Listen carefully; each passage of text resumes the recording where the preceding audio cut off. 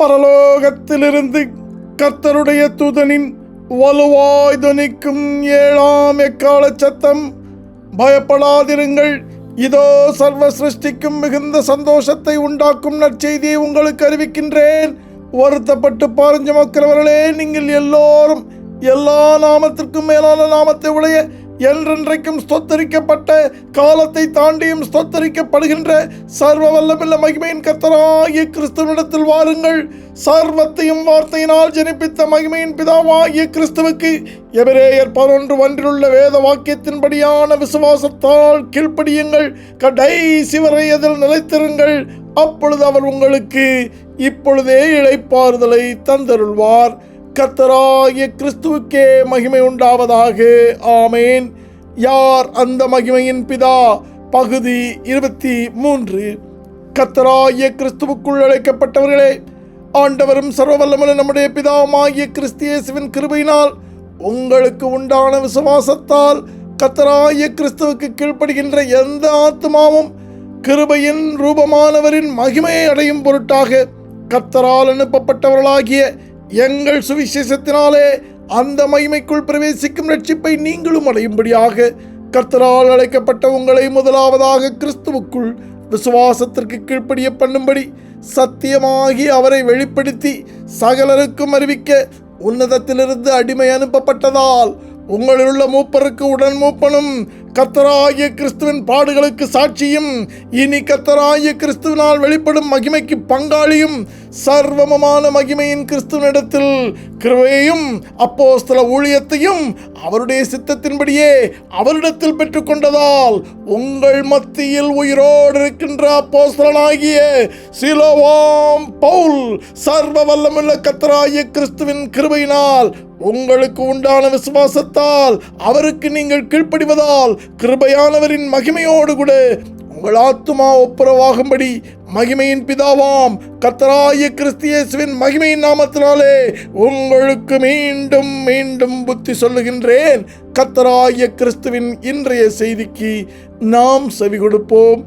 1 யோவான் 1ஆம் அதிகாரம் 1 முதல் 5 வசனங்களில் கர்த்தர் வெளிப்படுத்தினபடி காலத்திற்கு முன்பாகவே இருந்ததும், அதாவது நாள் உண்டாகிறதற்கு முன்பாகவே இருந்ததும், நாங்கள் கேட்டதும், எங்கள் கண்களினாலே கண்டதும், நாங்கள் நோக்கி பார்த்ததும், எங்கள் கைகளினாலே தொட்டதுமாயிருக்கிற நித்திய ஜீவ வார்த்தையை குறித்து உங்களுக்கு அப்போஸ்தல நித்திய சுவிசேஷத்தை அறிவிக்கின்றோம். பரலோகத்தின் மகிமையான நித்திய ஜீவன் பூமியில் காணக்கூடிய ரூபமாக வெளிப்பட்டார். பிதாவின் இடத்தில் இருந்ததும் கர்த்தர் தந்த விசுவாசத்தால் எங்களுக்கு வெளிப்பட்டதுமான நித்திய ஜீவனுமாயிருக்கின்ற அந்த நித்திய ஜீவனை நாங்கள் கண்டு அதை குறித்து சாட்சி கொடுத்து அதை உங்களுக்கு வெளிப்படுத்தி அறிவிக்கின்றோம்.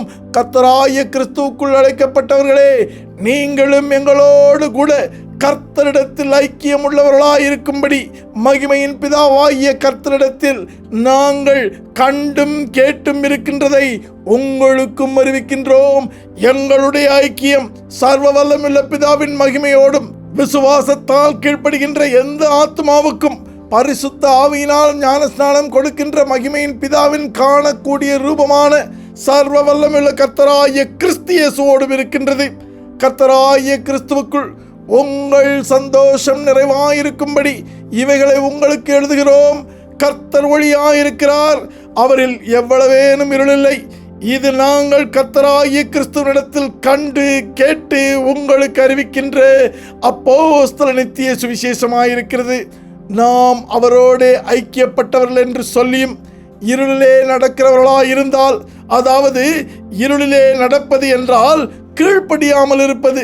எப்படி என்றால், நீங்களே ஆலயம் என்று மகிமையின் பிதாவானவர் கட்டளையிட்டும் மீறி கட்டடத்தை ஆலயம் என்றும் சர்வ வல்லமுள்ள கர்த்தராகிய கிறிஸ்துவோடு கூட சபை கூட கட்டளையிட்டும் மீறி ஒருபோதும் கீழ்ப்படியாத அவ்விசுவாசிகளோடு சபை கூடுவதும், இப்படி சத்தியத்தின்படி நடவாமல் இருப்பவர்கள் கர்த்தரை அறிந்திருக்கிறோம் என்று சொல்லியும் இருளில் நடக்கிறார்கள். இவர்கள் தங்கள் வழியை போகும் இடத்தை அறியாதவர்களாயிருக்கிறார்கள். இதை செய்கின்ற எந்த ஆத்மாவும் கர்த்தருடைய பார்வையில் பொய் சொல்லுகின்றதா இருக்கின்றது. இதை கேட்டுக்கொண்டிருக்கின்றவர்களே, உங்களை நீங்களே சோதித்து பாருங்கள். கர்த்தர் ஒளியாயிருக்கின்றது போல நாமும் ஒளியிலே நடந்தால் கர்த்தரோடு நாமும் ஐக்கியப்பட்டிருப்போம். காணக்கூடிய ரூபமான பரிசுத்த ஆவியினால் ஞானஸ்நானம் கொடுக்கின்ற கர்த்தராகிய கிறிஸ்து இயேசுவின் இரத்தம், அதாவது மகிமையின் பிதாவாகிய கர்த்தர் தந்த அவருடைய சொந்த இரத்தத்தினால் உண்டான புதிய உடன்படிக்கை சகல பாவங்களையும் நீக்கி நம்மை சுத்திகரிக்கும். நீங்கள் இப்படித்தான் சுத்திகரிக்கப்பட்டிருக்கின்றீர்களா, இல்லை வேறு வழியை தேடிக்கொண்டிருக்கின்றீர்களா? நன்றாய் கவனியுங்கள். கிருபையினால் மகிமையை சொந்தமாக கொண்டவன் யார் என்றும், கர்த்தராகிய கிறிஸ்துவுக்கு விரோதமான பொய்யன் யார் என்றும் 1 யோவான் 2ஆம் அதிகாரம் 22 முதல் 25 வசனங்களில் நேரடியாக வெளியரங்கமாக உங்களுக்கு வார்த்தையானவர் அறிவிக்கின்றார். அதை கேட்க திராணி இல்லாத காதுடையவர்களும் உணர்ந்து கொள்ளும்படியாக வெளிப்படுத்தி அறிவிக்கின்றேன். வார்த்தையாகிய கர்த்தருக்கு செவி கொடுங்கள். இம்மானுவேல் என்று முன்னறிவிக்கப்பட்ட கர்த்தராகிய இயேசுவும், பரத்திலிருந்து இறங்கி வந்த கர்த்தராகிய கிறிஸ்து என்ற மேசியாவும் வேறு வேறு என்று சர்வ வல்லமுள்ள பிதாவின் மகிமையையும் கிருபையையும் மறுதலிக்கின்றவனே பொய்யனாகிய சத்துரு.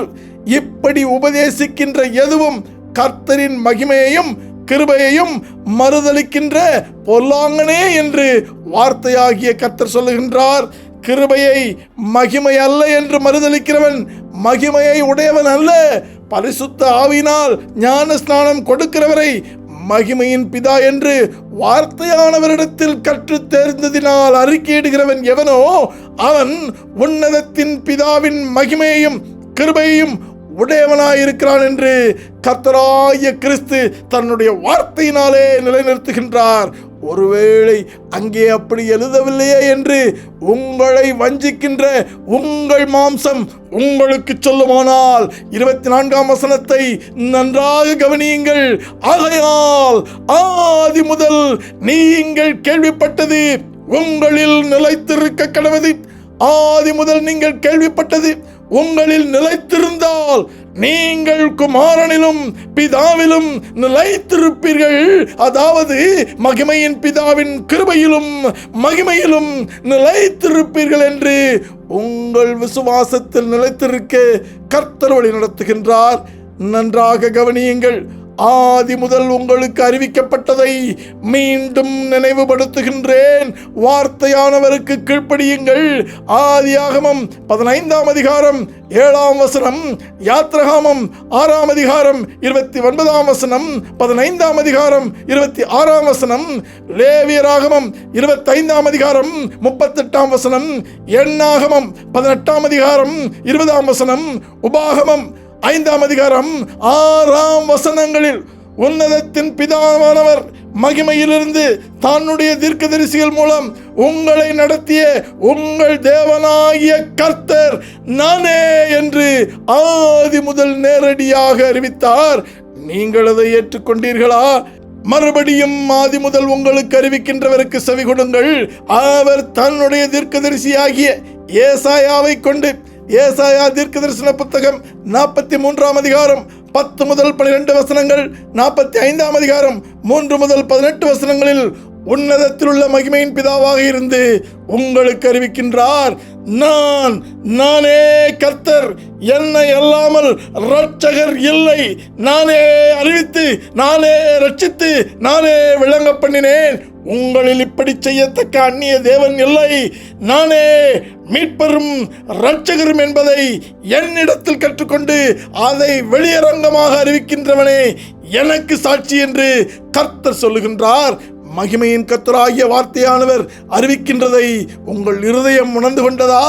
பாவத்திலிருந்தும் சாபத்திலிருந்தும் மரணத்திலிருந்தும் மீட்டு ரட்சிக்கப்படும்படி கொடுக்கப்பட்ட மகிமையின் பிதாவின் சொந்த இரத்தத்தினால் உண்டான புதிய உடன்படிக்கைக்குள் வாசமாயிருக்கும் ஆத்துமாவே, ஆதி முதல் பிரயோஜனமாயிருக்கிறதை உனக்கு போதித்து நீ நடக்க வேண்டிய வழியிலே உன்னை நடத்துகின்ற உன் தேவனாகிய கர்த்தர் நானே என்று உரைத்த பிதாவாகிய கர்த்தர் யார் என்பதை நன்றாக கவனியுங்கள். ஏசாயா 48:17 இப்படி முன்னறிவித்த மகிமையின் பிதாவே, யோவான் 10:9 என்றென்றைக்கும் அவருடைய மகிமையில் நாம் பிரவேசிக்கும் நித்திய வாசலும் நித்திய வழியுமாயிருக்கிறார் என்பதை தொடர்ந்து இப்பொழுதும் அறிவித்துக் கொண்டே இருக்கின்றார். இப்பொழுதாவது சர்வ வல்லமையுள்ள மகிமையின் பிதாவை இன்னார் என்று உங்கள் இருதயம் உணர்ந்து கொண்டதா? மேலும் ஒரு சாட்சியை உங்களுக்கு முன்பாக வைக்கின்றேன். கர்த்தராகிய கிறிஸ்து தன்னுடைய சீஷர்களிடத்தில் உபதேசித்துக் கொண்டிருந்த பொழுது மனுஷருடைய கற்பனைகளை உபதேசங்களாக போதித்து வீணாய் எனக்கு, நன்றாக கவனியுங்கள், யாருக்கு? எனக்கு ஆராதனை செய்கிறார்கள் என்று ஏசாயா தீர்க்கதரிசி நன்றாய் சொல்லி இருக்கிறார் என்று கர்த்தராகிய கிறிஸ்து சொல்லுகிறார். இங்கே இதற்கு முன்னால் அறிவிக்கப்பட்ட தீர்க்க தரிசனங்கள் எல்லாம் காணக்கூடிய ரூபமும் பரிசுத்த ஆவியினால் ஞானஸ்நானம் கொடுக்கிறவருமாகிய தன்னை குறித்தே அறிவிக்கப்பட்டதென்று கர்த்தராகிய கிறிஸ்து வெளியரங்கமாக நேரடியாக தன்னுடைய மகிமையை குறித்து உங்களுக்கு போதிக்கின்றதை இங்கேயாவது உங்களால் உணர முடிந்ததா? நன்றாய் கவனியுங்கள். இன்னும் அதிகமான சாட்சியை கர்த்தரின் அடிமையும் அவருடைய பலத்த தூதனமாக உங்களுக்கு தருகின்றேன். ஏசாயா 51:15 உன்னதத்திலிருந்து மகிமையின் பிதாவாயிருக்கிற கர்த்தர் நானே அலைகள் கொந்தளிக்கத்தக்கதாய் சமுத்திரத்தை குலுக்குகின்ற சேனைகளின் கர்த்தர் என்கிற தன்னுடைய மகிமையின் நாமத்தில் ஒன்றை உன்னதத்திலிருந்து முன்னறிவிக்கின்றார். அதையே லூக்கா 2:13 காணக்கூடிய ரூபமாக கர்த்தர் பரத்திலிருந்து பூமிக்கு இறங்கி வந்த பொழுது அந்த சேனைகளின் கர்த்தரின் பரம சேனையின் திரள் இவரே உன்னதத்தில் இருக்கிற பரமபிதா என்பதை அறிந்திருந்ததால் கர்த்தராகிய கிறிஸ்துவுக்கு முன்பாக தோன்றி அவர் பாதத்தண்டையில் பணிந்து உன்னதத்தில் இருக்கிற பிதாவுக்கு மகிமையும் பூமியிலே சமாதானமும் மனுஷர் மேல் பிரியமும் உண்டாவதாக என்று சொல்லி காணக்கூடாத பிதாவும் காணக்கூடிய கிருபையின் ரூபமான கர்த்தராகிய கிறிஸ்துவே துதித்து மகிமைப்படுத்தி நமக்கும் அவரை மகிமையின் பிதாவானவர் என்று வெளிப்படுத்தினார்கள். அதை வார்த்தையானவர் சாட்சியாக உங்களுக்கும் வெளிப்படுத்தி அவருடைய அப்போஸ்தலனாக அறிவிக்கின்றேன். கேட்கிறதற்கு காதுள்ளவன் கேட்க கடவன். அழைக்கப்பட்ட ஆத்துமாவே, நீ யாரை துதித்துக் கொண்டிருக்கின்றாய்? நீ யாரை மகிமைப்படுத்திக் கொண்டிருக்கின்றாய்? சர்வ வல்லமையுள்ள கர்த்தராகிய கிறிஸ்துவினிடத்தில் மனம் திரும்பு. உன் விசுவாசத்தால் அவருக்கு கீழ்ப்படி. பரலோக ராஜ்யம் உனக்கும் சமீபித்திருக்கின்றது. ஆமேன். நீ பூமியில் உயிரோடு வாழும் இந்த கிருபையின் நாட்களில் சர்வ வல்லமையுள்ள கர்த்தராகிய கிறிஸ்துவின் அப்பம்புக்குதலில் பங்கு கொள்ள அதிகாலையில் சர்வ வல்லமையுள்ள கர்த்தராகிய கிறிஸ்துவோடு கூட சபை கூடி அவருடைய நேரடியான உபதேசத்திற்கு செவி கொடுத்து அதை உணர்ந்து கொள்வதனால் புசித்து உணர்த்தப்பட்டதை உங்கள் ஆவி ஆத்மா சரீரத்தில் நிறைவேற்றுவதனால் பானம் பண்ணி உங்கள் விசுவாசத்தால் கர்த்தராகிய கிறிஸ்துவுக்கு கீழ்ப்படியுங்கள். கடைசி வரை அதில் நிலைத்திருங்கள். கர்த்தரை அறிகிற அறிவில் வளருங்கள். அழைக்கப்பட்டவர்களையும் அப்படியே கர்த்தராகிய கிறிஸ்துவுக்குள் வளரச் செய்யுங்கள். பரிசுத்த தீர்க்கதரிசிகளால் முன் சொல்லப்பட்ட வார்த்தைகளையும் இரட்சகராயிருக்கிற கர்த்தருடைய அப்போஸ்தலராகிய எங்களுடைய கட்டளைகளையும் நீங்கள் நினைவு கூறும்படி இந்த நிருபங்களினால் உங்கள் உண்மையான மனதை நினைப்பூட்டி எழுப்புகின்றேன். ஆமேன். எங்கள் அப்போஸ்தல நித்திய சுவிசேஷமாகிய இந்த 7ஆம் எக்கால சத்தம் உங்கள் இருதயத்தில் எப்பொழுதும் தொனிப்பதாக. அழைக்கப்பட்டவர்களே, கர்த்தராகிய கிறிஸ்து இயேசுவுக்குள் அப்போஸ்தல நித்திய சுவிசேஷத்தின்படி யோவான் 7:38 வழி நடத்துதலினால் எபிரேயர் 11:1 கட்டளையில் வெளிப்படுத்தினபடி யோவான் 14:7-11 எழுதியிருக்கிறபடி கர்த்தராகிய கிறிஸ்து தன்னையே மகிமையின் பிதாவென்று உங்களை நேரடியாக நம்பச் சொன்னவைகளில் நீங்கள் உறுதியாயிருந்து ரோமர் 1:20 உங்கள் மாம்சத்தின் கண்களில் மகிமையின் கிறிஸ்துவனிடத்தில் காணாததும் காணக்கூடாததுமாகிய நித்திய வல்லமையையும் மகிமையையும் கர்த்தராகிய கிறிஸ்துவனிடத்தில் மாத்திரம் உள்ளது என்பதில் ஏசாயா 45:24 பரிசுத்த ஆவியானவர் முன்னறிவித்து வெளிப்படுத்தினபடி உங்கள் முழு இருதயத்திலும் நிச்சயம் உள்ளவர்களாகி இப்படி வேத வாக்கியங்களின்படி மகிமையின் கிறிஸ்துவின் மேல் வைக்கும் விசுவாசத்தில் மகிமையில் உள்ள தூதர்களும் ஆதி அப்போஸ்தலர்களும் இப்பொழுது நாங்களும் எங்கள் வீட்டாரும் நிலைத்திருப்பதைப் போல நீங்களும் உங்கள் வீட்டாரும் எங்களோடு கூட மகிமையின் கர்த்தராகிய கிறிஸ்துவுக்குள் இப்படி ஒரே சிந்தையாயிருந்து விசுவாசத்தால் கீழ்ப்படிந்திருக்க அழைக்கப்பட்ட உங்களுக்கு மகிமையின் கர்த்தராகிய கிறிஸ்துவின் நாமத்தினாலே கர்த்தருக்கு முன்பாக அவருக்கென்று ஒளி வீசும் சபையாயிருந்து மீண்டும் கர்த்தரின் முகத்தின் மகிமையின் பேரொளியை உங்கள் மேல் அப்போஸ்தல நித்திய சுவிசேஷ வெளிச்சமாக பிரதிபலிக்கின்றேன். எல்லா நாமத்திற்கும் மேலான நாமத்துடைய சர்வ வல்லமுள்ள பிதாவாகிய தேவனும் இரட்சகரும் என்றென்றைக்கும் ஸ்தோத்தரிக்கப்பட்ட மகிமையின் கர்த்தருமாகிய கிறிஸ்து இயேசுவினுடைய கிருபையும் அவருடைய மனதுருக்கமும் அவருடைய தயவும் அவருடைய அன்பும் அவருடைய பரிசுத்த ஆவியின் ஐக்கியமும் சர்வ வல்லமுள்ள கர்த்தராகிய இயேசுவை சர்வ வல்லமுள்ள கர்த்தராகிய கிறிஸ்து என்று விசுவாசிப்பதால் கீழ்ப்படிந்து அதை அறிக்கையிடுவதால் ரட்சிப்படைகின்ற உங்கள் அனைவரோடும் கூட இம்மையிலும் காலத்தை தாண்டி மகிமையிலும் நித்தியமாக நிலைத்திருப்பதாக. ஆமென். நீங்கள் கேட்ட இந்த செய்தியை மகிமையின் கிறிஸ்துவுக்குள் பரிசுத்தவான்களாகும்படி அழைக்கப்பட்ட தேவனுடைய சபையான சகோதர சகோதரிகள் யாவரும் கேட்க செய்ய வேண்டும் என்று கர்த்தரின் பேரில் ஆணையிட்டு உங்களுக்கு சொல்லுகின்றேன். ஆமென்.